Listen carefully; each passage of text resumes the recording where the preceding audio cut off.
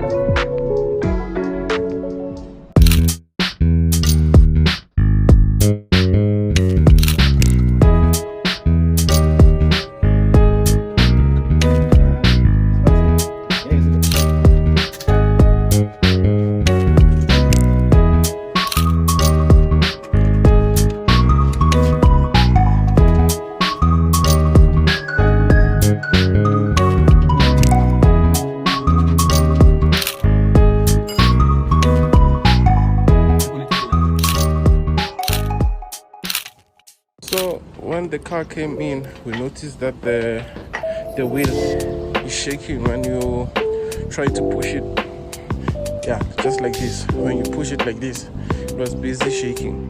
So when we look inside, we saw that the control arm and the tie rod is broken. These two. This one is the control arm, that one is the tie rod. Yeah, so now it's fine. When you try to do it like this, it doesn't shake.